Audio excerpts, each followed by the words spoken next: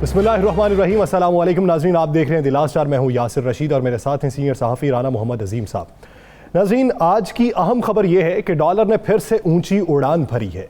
हम आज ये देखेंगे कि डॉलर किसकी हुकूमत में कितना बढ़ा और रुपए की कदर किसकी हुकूमत में कितनी कम हुई। अगर 2008 से लेकर 2013 तक पाकिस्तान पीपल्स पार्टी की हुकूमत को देखा जाए तो उस हुकूमत के दौरान 19 रुपए की कदर में कमी वाक़ई हुई और डॉलर ने मजीद उड़ान भरी। 2013 के बाद 2018 तक पाकिस्तान मुस्लिम लीग नून की हुकूमत थी तो उनकी हुकूमत में 18 रुपए में मजीद कमी वाक़ई हुई और डॉलर मजीद महंगा हो गया। 115 रुपए पर पाकिस्तान मुस्लिम लीग नून ने जब हुकूमत छोड़ी तो डॉलर की कीमत थी। तो उसके बाद जो निगरान हुकूमत आई, निगरान हुकूमत के होते हुए 8 रुपए मजीद कमी वाक़ई हो गई। उसके बाद हुकूमत आई पाकिस्तान तहरीक इंसाफ की, जिसने हमें यह बताया कि डॉलर की जो कीमत है वो किस तरह बढ़ी और रुपए को किस तरीके से मुस्तहकम रखा गया था।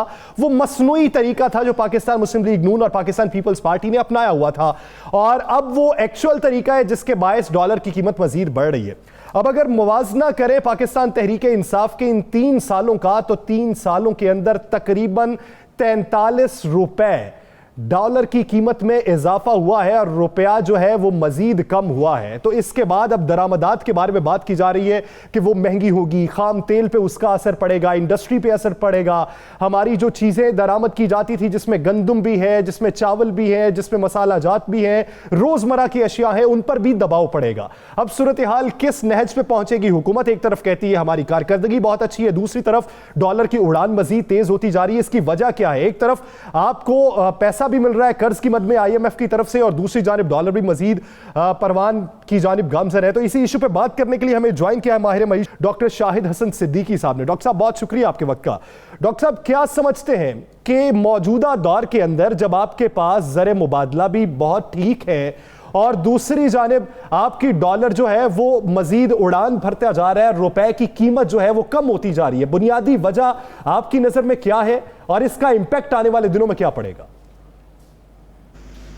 बहुत शुक्रिया आपका, लेकिन सिर्फ ये मैं क्लैरिफाई कर दूं कि 2017 में आखिर में स्टेट बैंक ने जो प्रेस रिलीजेस दिए थे वो ये कहा था कि इस वक्त रुपए की कदर जो है वो ज़मीनी हक़ाइक़ के मुताबिक है। तो ये उनका रिकॉर्ड पर 1 से ज़्यादा प्रेस रिलीज मौजूद है, नंबर 1। नंबर 2 ये थी कि बुनियादी जो खराबियाँ आ रही हैं वो ये है कि तहरीक इंसाफ की हुकूमत ने मईशत को। मैं डॉक्टर कैस असलम साहब को भी वेलकम कर लूँ। बहुत शुक्रिया डॉक्टर कैस असलम साहब आपके वक्त का। मैं आपकी जानिब आऊँ, पहले ये स्टांस जरा सिद्दीकी साहब का ले लीजिए। जी सिद्दीकी साहब। जी, मैं ये अर्ज़ कर रहा था कि तहरीक इंसाफ की हुकूमत ने मईशत को इंतहाई कमज़ोर बुनियादों पर इस्तेमाल किया है। नंबर 1, और जो है जो इस्लाहात और रिफॉर्म्स करनी थी जिसका उन्होंने कमिटमेंट किया था वो रिफॉर्म्स नहीं की गई, ना स्टेट बैंक ने की हैं और ना मिनिस्ट्री ऑफ फाइनेंस ने की हैं। ये हमें समझना होगा कि जब रुपए की कदर कमी होती है तो ये ऐसा होता है जिसको कहते हैं कि सर्जरी कर रहे हैं इंसानी जिस्म की, यानी दवाइयाँ काम नहीं कर रही। तो ये कोई खुशी की बात नहीं होती, ये इसके बड़े तबाकुन नताइज बरामद होते हैं। लेकिन अगर आप जैसे अभी आपने कहा कि 3 साल में तो जो कमी हुई थी, मई से अब तक जो ये 14 रुपये फी डॉलर कम हुए हैं, ये इसका हुकूमत के पास क्या जवाब है? सिर्फ एक ही बात है कि हम मईशत को कमज़ोर बुनियादों पर इस्तेमाल कर रहे हैं। स्टेट बैंक ऑफ पाकिस्तान ने जो शरह सूद है उसको, या डिस्काउंट रेट जिसे आप कहते हैं, उसको मसनूई तौर से कम रखा हुआ है और ये अफरात ज़र से कम है। तो इसके वजह इसका तो एक्सप्लॉयटेशन हो रहा है डिपॉजिटर का, जो आइन के शिक जो है 3 जो है मुस्तक़िल है।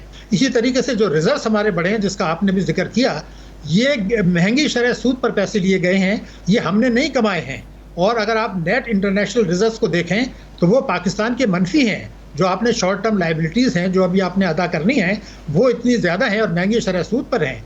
और आपको पता है कि सितंबर में IMF अपने दांत तेज़ कर रहा है, वो पाकिस्तान में आके रिव्यू करेगा। तो अब हमें ये तो हो गई सूरत हाल। अब आपने पूछा है कि जी इसका असर क्या होता है, तो पहले तो मैंने आपको बता दिया ये सर्जरी है। पहली चीज़ ये है कि हमारे जो कर्जे हैं 117 अरब डॉलर या कुछ, एक जो है वो 1 रुपया अगर कम होता है तो 117 अरब रुपये मुल्की बैरूनी कर्जे मुल्की करेंसी में बढ़ जाते हैं। जो आपको कर्ज़ों की अदायगी सूद करनी है वो मुल्की करेंसी में बढ़ जाती है। तीसरी चीज़ ये कि हम बुनियादी तौर पर इम्पोर्ट्स के कंट्री हैं, हमारी इम्पोर्ट्स जो है ना एक्सपोर्ट से दुगने से भी ज़्यादा हैं। तो वो सारी इंपोर्ट जो है वो रुपये में महंगी हो जाएंगी। अलबत्ता हुकूमत को फ़ायदा ये होगा कि उसको जो है कस्टम ड्यूटी और सेल्स टैक्स की मद में ज़्यादा रकूम मिलेंगी। फिर पेट्रोलियम मसनूआत की कीमतें जो हैं वो बढ़ेंगी, बिजली की कीमतें बढ़ेंगी, सनतों की पैदावारी लागत बढ़ेगी, ट्रांसपोर्ट के किराए बढ़ेंगे, जिससे दालें, सब्जियां, गोश्त जो है वो महंगे होंगे, आम आदमी मुतासर होगा।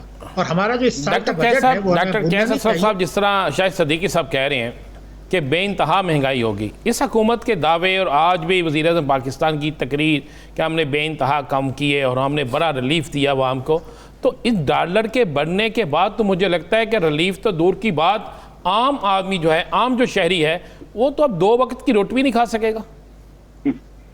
शुक्रिया। पहली बात तो यह है कि मैं बिल्कुल अग्री करता हूं डॉक्टर सदीकी के साथ, उन्होंने बड़ी खूबसूरती से चीज़ों को समझाया है। बात यह है जी कि आपकी इंडस्ट्रियल बैकबोन बहुत कमज़ोर है, आपकी एक्सपोर्ट सिर्फ टेक्सटाइल की हैं, 40 बिलियन की इंपोर्ट्स हैं, जिसमें पेट्रोल है जो महंगा होता जा रहा है एंड सच फोर्थ। तो कहीं आपको हालांकि आए हैं पैसे, मगर जो मैंने देखा है और जो मेरी समझ में आई है वो ये है कि ये जो सेंट्रल बैंक को आपने ऑटोनमस कर दिया है, ये उनकी बदमाशी है।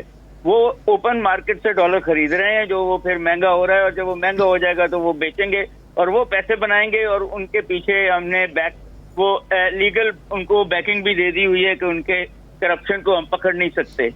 मगर ये बात सही है कि आपकी जो ये डॉलर महंगे होने से कर्जा आपका बढ़ गया होगा, उतने ही रुपयों में $3 कर्जा बढ़ गया होगा।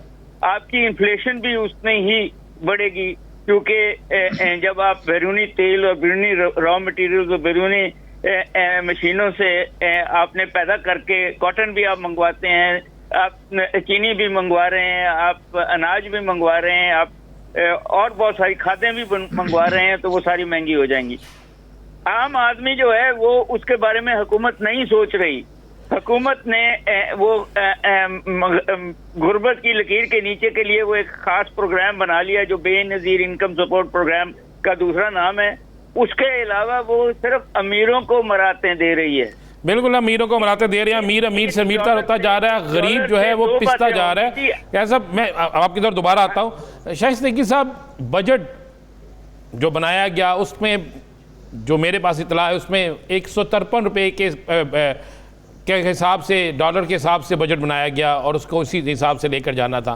अब बजट 153 रुपये तो डॉलर नहीं है, डॉलर कहाँ चला गया? तो बजट का अखराजात भी बढ़ जाएंगे, हसारा भी बढ़ जाएगा, अखराजात भी बढ़ जाएंगे, कहाँ से पूरे करेंगे? ये किसकी जेब से निकलेंगे?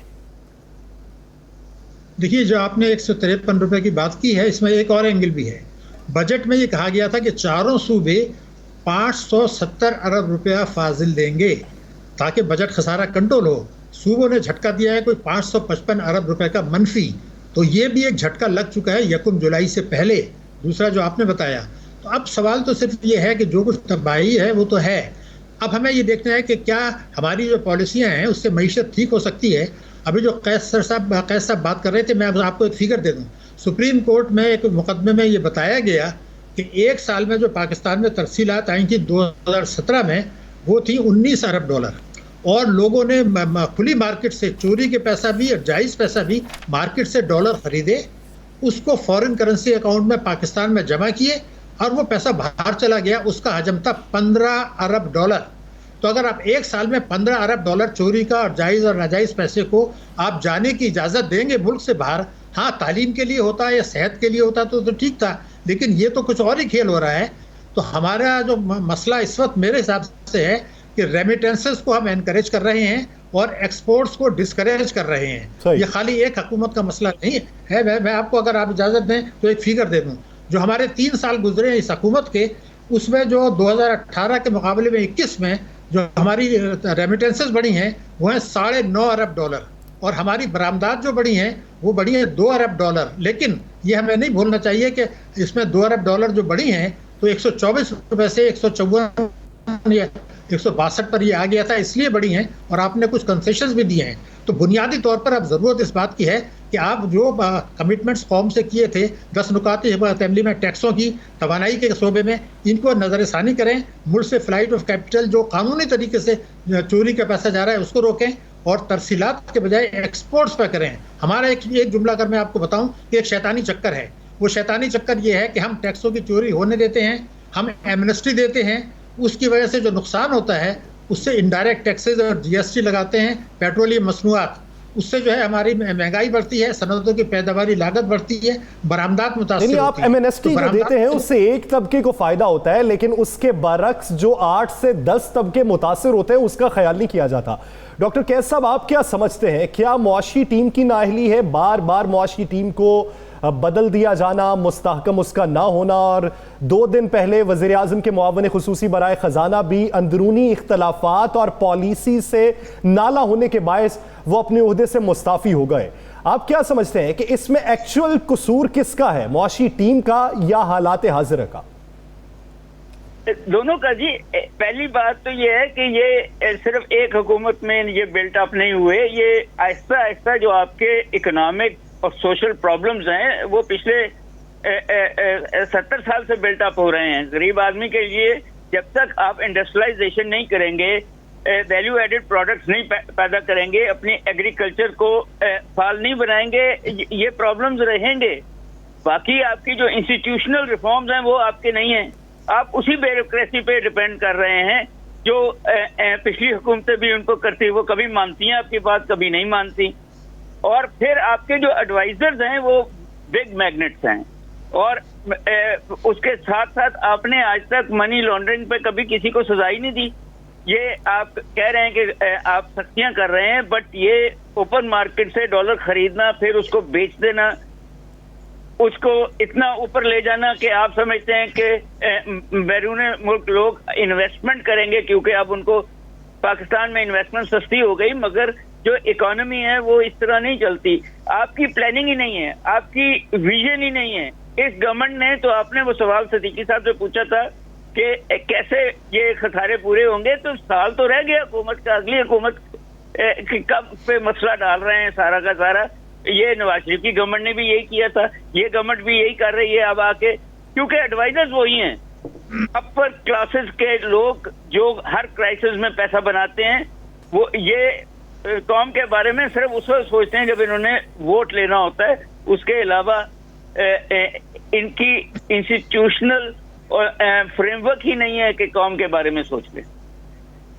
ये मैं तो इस इकोनॉमी के बारे में एक बड़े देता हूं स्टेटमेंट कि यहाँ हम गरीब को लूट के अमीर का घर भरते हैं, और ये भी उसी के अंदर ही है डॉलर महंगा होना। डॉक्टर साहब, क्या डॉलर सस्ता होता नजर आ रहा है?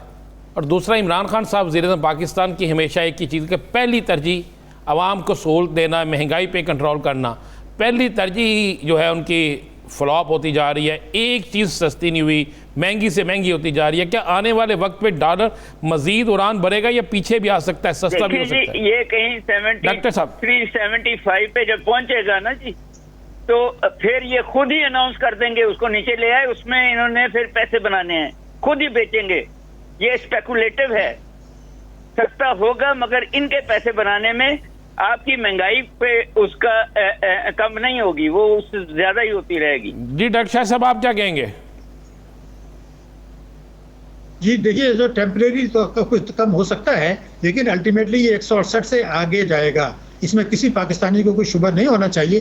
थोड़ी सख्ती करके आर्जी तौर पर गिराएंगे, इस दौरान कुछ लोग जो है पैसे बना लेंगे। तो मैं जो आपसे बुनियादी बात कर रहा हूँ वो ये है कि आपने अभी गरीब की बात की, तो इमरान खान साहब ने ये फरमाया था कि मैं इक़्तिदार में आने के 100 डेज के अंदर एक टैक्सों का आदलाना जस्टिस निज़ाम नाफिज कर दूंगा।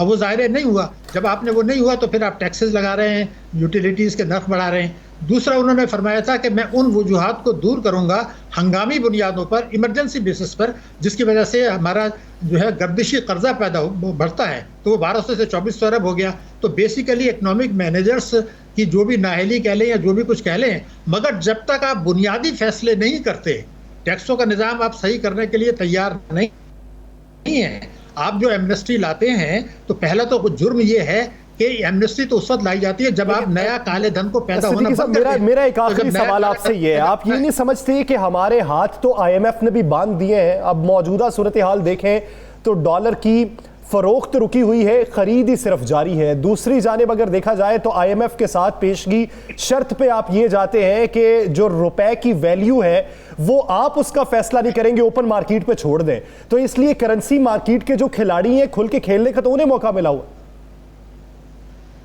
नहीं, मगर इसमें एक बात तो मैंने अभी आपसे कही थी कि जो आप फ्लाइट ऑफ कैपिटल बैंकों के जरिए होने दे रहे हैं, हिंदुस्तान में तो इजाजत नहीं है। देखिए, मैं अगर 1 करोड़ रुपए के डॉलर खरीदता हूँ, चोरी का पैसा भी है, जायज भी है, उसको मैं डॉलर में अपने अकाउंट में जमा करता हूँ, वो पैसा बाहर क्यों जाता है? मुझे कोई बता तो देना।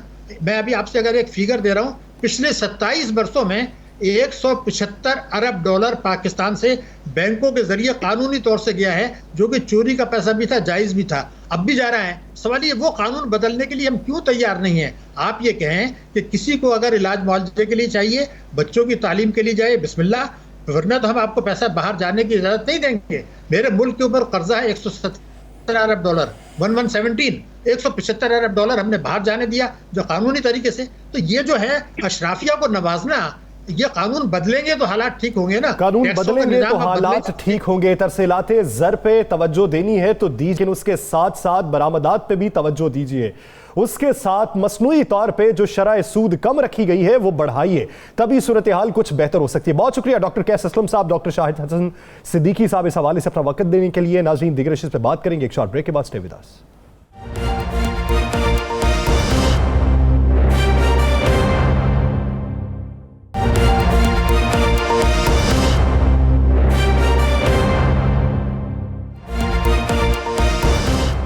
Welcome back.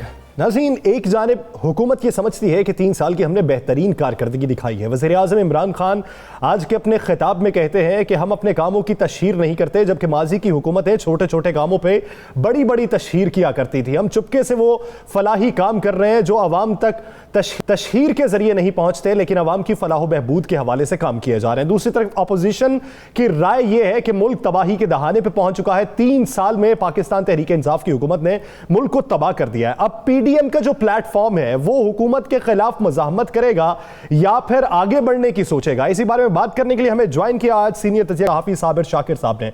साबिर शाकिर साहब, बहुत शुक्रिया आपके वक्त का। साबिर साहब, क्या समझते हैं कि क्या अपोजिशन जमातों ने इस वक्त सोच लिया है कि अगले इलेक्शन की तैयारी करनी है, या फिर वो अभी भी आपकी नजर में इस हुकूमत को गिराने का अज़्म रखते हैं?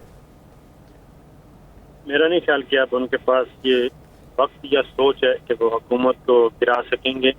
ना ही उनके पास इतनी एबिलिटी है और ना ही उनके पास अब वक्त है। और क्योंकि ये उस वक्त मुमकिन था अगर तमाम अपोजिशन जमातें मुत्तहिद हो जाती और उसके बाद फिर कोई हुक्मरान इत्तेहाद में टूट फूट का अमल होता, हुक्मरान इत्तेहाद में से कोई जमात टूटती बाकायदा तौर पे और वो अलग हो जाती। तो ऐसा हुआ नहीं है, सिवाय अख्तर महंगल साहब के।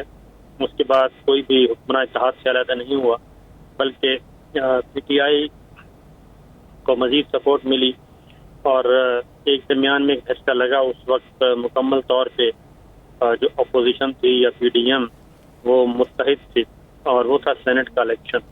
लेकिन उसके बाद फिर इनके दरमियान इख्तलाफात होते गए और चेयरमैन सेनेट का इलेक्शन जब हुआ उसके बाद मजीद के खुलकर सामने आ गए और गिलगित बल्तिस्तान का इलेक्शन, आज़ाद कश्मीर का इलेक्शन। तो उसके बाद से अब तक लेके हुक्मरान इत्तेहाद और हुकूमत मजबूत हुई है, अपोजिशन मुसलसल कमज़ोर है और दोबारा पीपल्स पार्टी और मुस्लिम लीग नवाज के मिलने का भी कोई इम्कान नहीं है। इसलिए अब सियासी जमातें सारी की सारी नए इलेक्शन की तरफ जा रही हैं, इलेक्शन की तैयारियां कर रही हैं और सफबंदियों की जाने बढ़ रही हैं, अपनी अपनी सफबंदी कर रही हैं कि कौन किस पार्टी के साथ मिलकर इलेक्शन लड़ेगा। ये हो रहा है और ये खुशकिस्मती है हुकूमत की और बदकिस्मती है अपोजिशन की। साबिर शाकिर साहब, शहबाज शरीफ और मरियम, इनमें क्या लिफ्ट है या ये एक नूरा कुश्ती है? मरियम का कराची के जलसे में शिरकत ना करना, मरियम की खामोशी, क्या ये तयशुदा मामलात है, किसी और तरफ से हुक्म मिला है, वाकई बीमारी है, या क्या मामला है? देखिए, दोनों का मंजिल तो एक ही है, वो मरियम सफदर हों, नवाज शरीफ साहब हों, शहबाज शरीफ साहब, मंजिल एक ही है, स्ट्रेटेजी ज़रा मुख्तलिफ, हिकमत अमली इनकी डिफरेंट है। मंजिल है कि किसी भी तरीके से अकाउंटेबिलिटी से बचना है और मुल्क से बाहर जाना है और आइंदा इलेक्शन से पहले पहले अपने लिए कोई नरम गोशा पैदा करना है।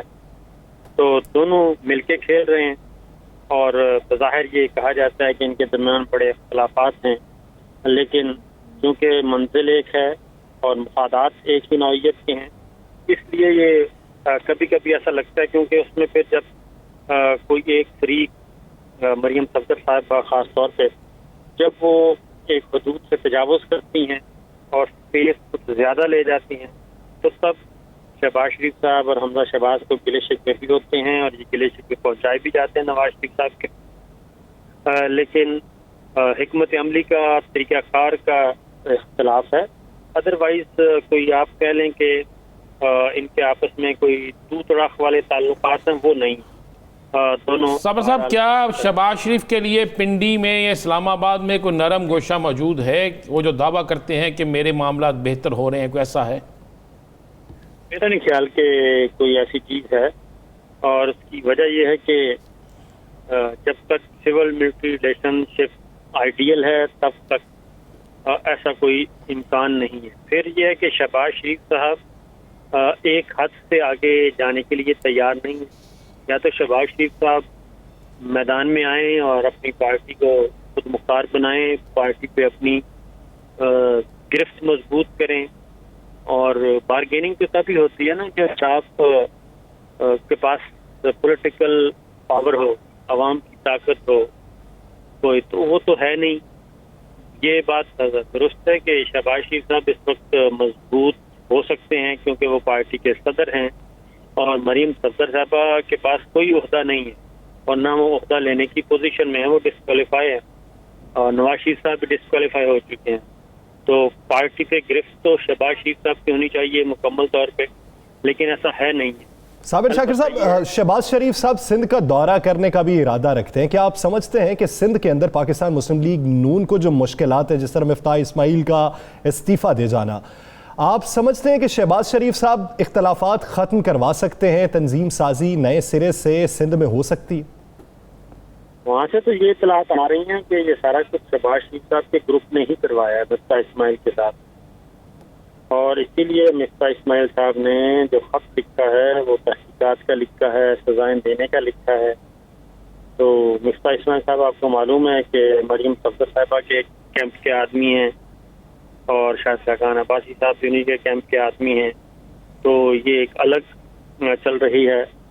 तो इसलिए कराची में या सिंध में मुस्लिम लीग नवाज उस वक्त कुछ नहीं हासिल कर सकी जब मरकज में हुकूमत थी, लेकिन अब क्योंकि पीपल्स पार्टी के साथ इनके ताल्लुकात खराब हो चुके हैं, इसलिए अब इनका ख्याल है कि सिंध को भी ज़रा फोकस किया जाए। लेकिन मुझे नहीं लगता कि वहाँ से कुछ इनको हासिल होगा, तो बहुत बड़ा ब्रेक थ्रू मिलेगा। हाँ, अलबत्ता मौलाना फजलुर रहमान साहब को इन्होंने टास्क किया था कि MQM हकीकी, PSP और इस तरह के जो ग्रुप्स हैं उनके साथ मिल के तो कोई माहौल बनाने की कोशिश करें। वो भी मौलाना फजलुर रहमान साहब को भी टास्क मरीम सफदर साहब ने दिया था। ये एक चल रही है फसल, देखते हैं आगे क्या होता है। साबिर शाकिर साहब, इमरान खान साहब ने, वज़ीर-ए-आज़म साहब ने अब कौम से खिताब करने का एक फिर फैसला कर लिया, अपने 3 साल कारकर्दगी दिखानी है। और आज पंजाब में बड़ी तारीफ़ की गई बुज़दार साहब की और कहा गया बेइंतहा काम आपने किए। क्या आप समझते हैं कि डॉलर भी बिल्कुल ऊंची परवान पे चला गया है, महंगाई भी हो गई है, तो तहरीक इंसाफ इन हालात में अवामी हमायत ले सकती है? अभी तक ये एक खुशकिस्मती है वज़ीर-ए-आज़म इमरान खान की कि अभी भी मेजॉरिटी जो है वो समझती है कि वज़ीर-ए-आज़म इमरान खान जो बात कर रहे हैं वो उनकी भलाई के लिए है। मुश्किल वक्त है, महंगाई है, सब कुछ है, वो बर्दाश्त कर रहे हैं। और वो सिर्फ एक ही वजह से कर रहे हैं कि वो कहते हैं कि प्राइम मिनिस्टर इमरान खान की ज़ात की हद तक कोई ऐसा एलिगेशन नहीं है। और इसीलिए आप ये देखें कि अपोजिशन जमातें जो हैं वो अब तक कोई तहरीक मौसर तौर पे भी नहीं चला सकी। और ख़ास तौर पे अगर आवाम तंग होते और आवाम वाकई अपोजिशन के साथ होते तो फिर तो उनके जलसे जुलूस बहुत बड़े होने चाहिए थे और ये तहरीक कामयाब होती और ये PDM कभी ना टूटती। लेकिन ऐसा हो नहीं सका। और उसी स्पेस को फ़ायदा उठा रहे हैं वज़ीर आज़म इमरान खान।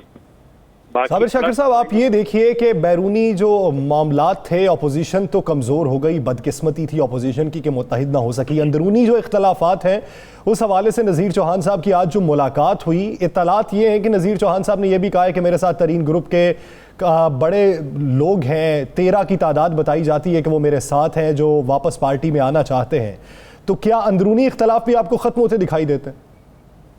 देखिए, जब कोई ख़तरा ना हो और इस तरह के ग्रुप्स उसी वक्त खड़े होते हैं जब खतरा महसूस हो रहा हो, और जब खतरात टल जाएं और पता चले कि अब तो इमरान खान की गवर्नमेंट जो है वो कहीं नहीं जा रही और तमाम बगावतें ख़त्म हो गई हैं, तो फिर बागियों को भी सोचना पड़ता है, जो कमज़ोर बागी हैं, जो किसी के कहने पे ये काम करते हैं। क्योंकि उसमें जहांगीर तरीन ग्रुप के मामले में भी जहांगीर तरीन साहब का मामला तो सेटल डाउन हो गया और अब पीछे रह गए हैं, क्योंकि अब अगले इंतखाबात आने हैं, पार्टी ने टिकट देना है, और इस वक्त जो सिचुएशन है वो मुस्लिम लीग नवाज के अंदर की तो बहुत ही बुरी हालत है, और गो मगू की कैफियत है कि किस नैरेटिव के साथ हमने इलेक्शन लड़ना है, क्या मंशूर होगा और क़यादत कौन करेगा।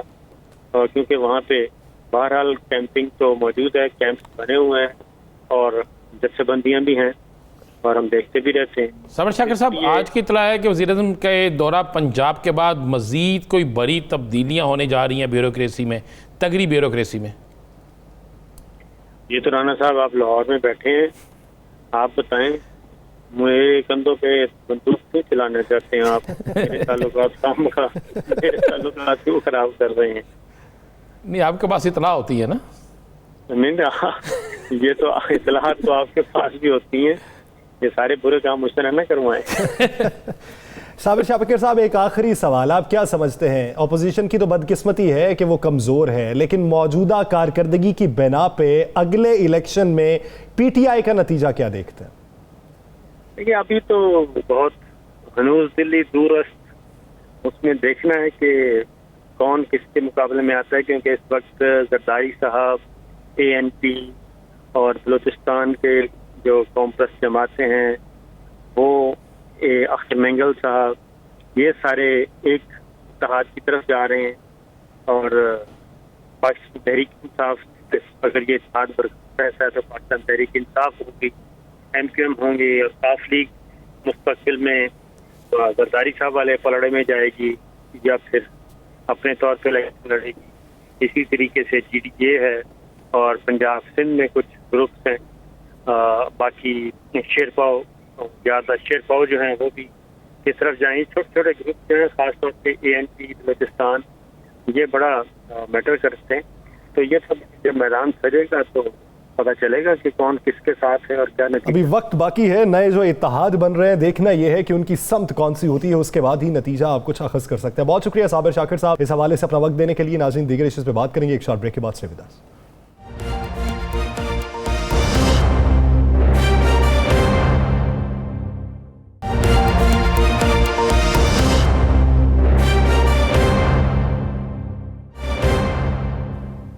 Welcome back. नाज़रीन, ब्रेक से पहले हम बात कर रहे थे कि अपोजिशन जो है वो हुकूमत के खिलाफ कोई महाज नहीं बना पाएगी, ना ही अपोजिशन की कुछ तैयारियां ऐसी दिखाई देती हैं।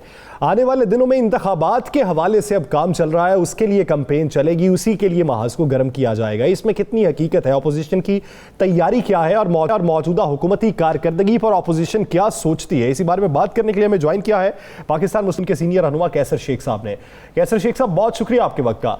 शेख साहब, आज वज़ीर-ए-आज़म इमरान खान साहब की गुफ्तगू आपने सुनी होगी, बुज़दार हुकूमत की उन्होंने तारीफ की, काबिल तहसीन करार दिया। उनका ये कहना था कि वो रुकावटें जो शहबाज शरीफ साहब के दौर में नहीं दूर हो सकी, हमने वो भी दूर कर दी, बेहतरीन हम काम कर रहे हैं, सिर्फ हम में कमी ये है कि हम तशहीर नहीं करते। पुरानी हुकूमतें जो हैं वो छोटे छोटे कामों की तशहीर किया करती थी, क्या कहेंगे इस पर?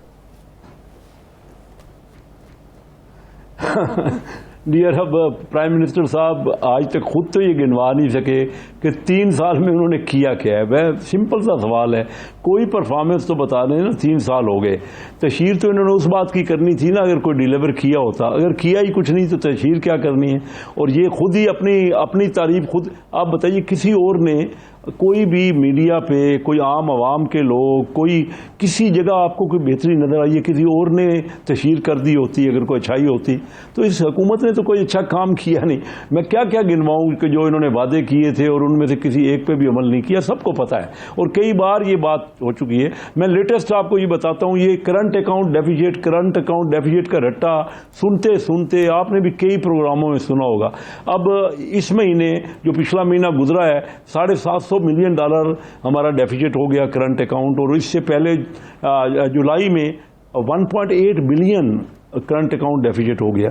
अब जो डॉलर है वो हाईएस्ट लेवल पे पहुंच चुका है, आज 166 क्रॉस हो गया। अब 118 पे हमने छोड़ा था, आज 41% तो करेंसी की वैल्यू कम हो गई, और फिर तनख्वाहें तो बढ़ी नहीं, ना आम आदमी के लिए कुछ बेहतरी हुई। उसके बाद भी ये अपनी तारीफें इनको तो ख्याल तो करना चाहिए कि कोई बात ऐसी करें जो कोई तो मान जाए ना, कोई लॉजिक तो हो ना। बिल्कुल सारे इनके बहुत अहसन काम कर रहे हैं लेकिन रिजल्ट नहीं है। ये खुद मानते हैं कि कोई चीज़ गिनवा नहीं सकते, क्या बेहतरी की है इन्होंने। कोई महंगाई में यानी जो बहुत ज़्यादा इजाफा हो रहा है सबको पता है। इसके अलावा जो ये गैस के अभी लेटेस्ट इन्होंने शिपमेंट्स ली हैं वो इतनी हाईएस्ट रेट पे हैं जो ये ओपन बिडिंग कर रहे हैं। कोई भी, मैं कह रहा हूँ इससे पहले जितने मामलात हुए हर और रोज़ तो ये तब्दील करते हैं ये FBR से, क्योंकि मेरा बड़ा क्लोज तल्लक है। अब 5वां इन्होंने FBR का चेयरमैन इन्होंने तब्दील कर दिया, 5वां चेयरमैन आया। इसी तरह कोई भी फाइनेंशियल मैटर में इनके जो कितने IMF से इनकी बनती नहीं है, IMF से कुछ कहते हैं। अब शौकत तरीन साहब चौथे फाइनेंस मिनिस्टर हैं। अब बताइए कि क्या करेंगे, क्या कोई किसी एक को तो कैसे शेख साहब हुकूमत की कारकर्दगी बड़ी बुरी हो गई, हुकूमत के पास कुछ नहीं है, वाकई महंगाई है, सारा कुछ है। आपकी जमात हुकूमत के खिलाफ इस महंगाई के मामले पे तहरीक क्यों नहीं चला रही? सिर्फ PDM का एक जलसा, उसके बाद 4 माह अरेस्ट, फिर PDM का एक जलसा, फिर 6 माह अरेस्ट, क्यों? नहीं, इसमें आप दुरुस्त कह रहे हैं, लेकिन मैं ये समझता हूँ कि शायद अपोजिशन की स्ट्रेटजी यही है। अब देखिए, अब ये कराची में जलसा होने वाला है इतवार को, और ये बड़ा जलसा होगा PDM का, लेकिन मैं ये समझता हूँ कि अपोजिशन जो पॉलिटिकल बात होती है ना, हर वक्त उसको यानी प्राइम नहीं करना पड़ता। किसी जगह आपको उस मामलात को ज़्यादा उछालना होता है, किसी जगह आपको उसको ज़्यादा, जब देखिए ना इलेक्शन के करीब मामलात होते हैं ना, तो तब इसका टेम्पो ज़्यादा तेज़ होता है। और हमारी हुकूमत की यानी खासकर पाकिस्तान मुस्लिम लीग की जो पॉलिसी रही है कि 5 साल हुकूमत करें, रिजल्ट करके दिखाएं। अब 3 साल में तो जैसे मैं कह रहा हूँ कुछ बता नहीं सकते, तो हम क्या करेंगे? हम तो खुद नहीं चाह रहे थे, हम बड़ा क्लियर था, क्योंकि हम नहीं चाह रहे थे कि ऐसी कोई हुकूमत बने।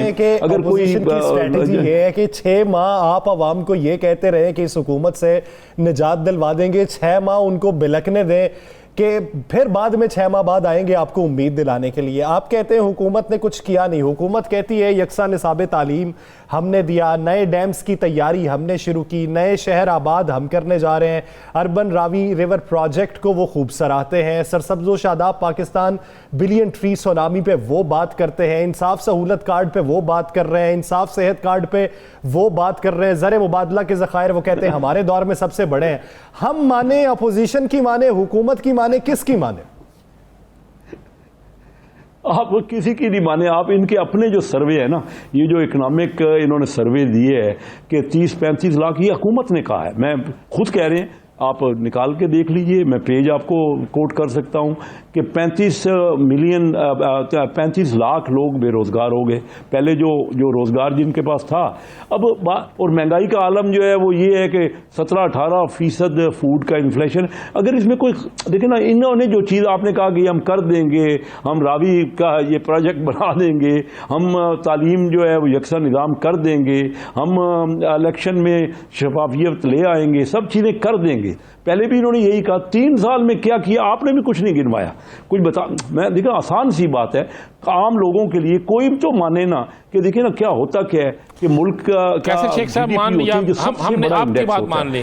क्या मुस्लिम लीग नून यह फैसला कर चुकी है कि वो देखे और अवाम को इनके नताइज भुगतने दे, और जब 5 साल पूरे हों तो फिर इलेक्शन में जाएं, वही बस अपोजिशन हो? देखिए, पार्टी में हमेशा राय होती हैं, मुख्तलिफ राय होती हैं, लेकिन आपकी पार्टी में तो राय ली नहीं जाती, आप खुद कहते हैं राय ली नहीं जाती। नहीं ये ना कहेंगे। पार्टी में हमारी ये मानी जाए वो तो देखिए ना, वो बात की बात है।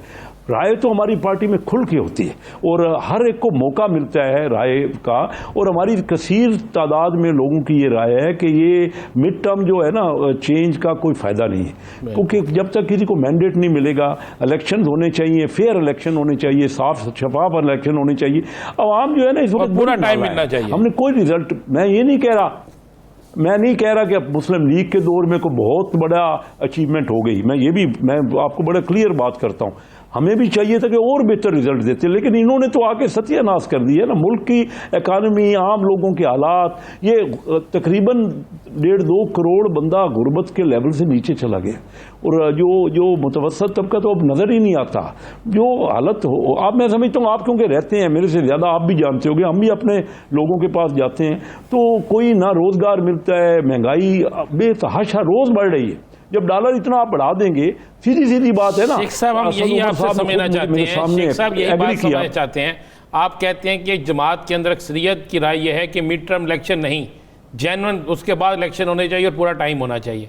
आपकी क़यादत मिड टर्म इलेक्शन पे जोर देती है, फिर किसकी माननी है? आपकी क़यादत अक्सरियत की नहीं मान रही या सियासी बयान दे रही है, क्या है? नहीं, हमारी क़यादत तो ये कहती है ना कि इलेक्शन जो है साफ शफाफ होना चाहिए, और पिछला 2018 के इलेक्शन में काफ़ी उसमें पॉइंट्स हैं।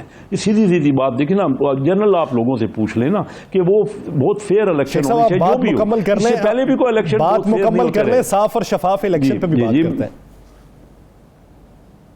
अब मैं बात तो सिर्फ यही कह रहा हूँ कि कुछ लोग कहते होंगे कि मिड टर्म इलेक्शन करवा दें, लेकिन कसीर तादाद में हमारे मेंबर ये समझते हैं कि एक हुकूमत जैसे भी बन गई, ठीक है, उसमें काफ़ी सवालात हैं कि कैसे बनी, लेकिन जैसे भी बनी, मैं खुद महसूस करता हूं कि इस हुकूमत को टाइम दें, पूरा वक्त दें, ताकि इसको कल को ये बहाना ना रहे कि हमें वक्त नहीं दिया गया। ये कर दे ना, जो इन्होंने वादे किए थे, 50 लाख नौकरियां, 1 करोड़ नौकरियां और 50 लाख घर, तो कुछ तो कर। या जो कुछ इन्होंने कहा था, यूनिवर्सिटियां, भाई वो प्राइम मिनिस्टर हाउस को यूनिवर्सिटी बना देंगे और बाहर से लोग हमारे यहाँ जॉब करने आएंगे, और हम सारा हमारा जो FBR का रेवेन्यू है वो डबल हो जाएगा। ये इन्होंने खुद ही कहा था ना कि 8,000 अरब हो जाएगा, और जो करप्शन है वो ख़त्म हो जाएगी।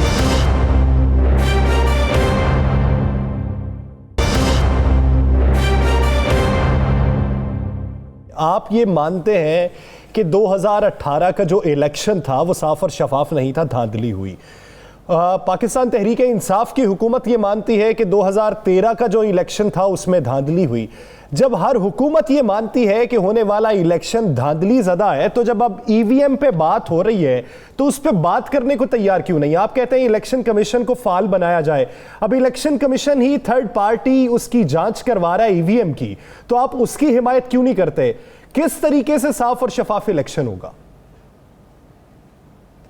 अभी तक तो इलेक्शन कमीशन ने भी कई एतराज़ात उठा दिए ना। ये जो इलेक्ट्रिकल बैलेटिंग की बात की है, इलेक्ट्रॉनिक बैलेटिंग की, तो उसमें तो इलेक्शन कमीशन ने ही कई सवालात उठा दिए। सबसे पहले तो उसको मजबूत करें और पावरफुल करें। देखिए, ये आप दुरुस्त कह रहे हैं, हर पार्टी अपने तौर पर, और ये भी हकीकत है कि हमारे यहाँ बहुत कम इलेक्शन ऐसे हुए हैं जो बिल्कुल साफ सुथरे थे। शायद 1970 की बात करते हैं कि उस वक्त इलेक्शन है, उसको तो बहुत अरसा गुजर गया। लेकिन हमें अब किसी तरीके से जो कुछ भी हुआ, देखिए इंडिया में इलेक्शन होते हैं, कोई भी पार्टी हारती है जीतती है, वो मानती है ना हमारे यहाँ है प्रॉब्लम, उस प्रॉब्लम्स को हमें बैठकर, हम जब वो एक पार्लियामानी कमेटी बनी थी, उसकी आज तक मीटिंग नहीं हो सकी। कहीं अपोजिशन और गवर्नमेंट जो है वो मिलकर बैठने को तैयार नहीं। उसकी वजह क्या है? सबसे पहले तो हुकूमत ने हाथ बढ़ाना होता है ना, कोऑपरेशन का। ये अजीब हुकूमत है कि जो खुद अपनी हुकूमत के खिलाफ है, वो चाहते ही नहीं है कि किसी जगह कोई बैठे और मसाइल का कोई हल। जब आप सामने वाले को चोर डाकू के अलावा कोई और लकब ही नहीं देंगे तो कोई आपके साथ क्या बैठेगा? हालांकि हुकूमत की जिम्मेदारी होती है, और उनकी बेहतरी भी यही इसी में है कि अपोजिशन कोऑपरेट करे और करने को तैयार है। मैं कहता हूँ, मैं आपको कहता हूँ कि मैं सबके सामने ये बात करने को तैयार हूँ कि मिलके बैठे ना। जब प्राइम मिनिस्टर साहब कभी बार-बार अपोजिशन को मिले ही नहीं के हवाले से बुला रही है, बार-बार बुला रही है, लेकिन कोई भी जमात जाने के लिए तैयार नहीं। क्यों? अब तो हुकूमत बुला रही है ना।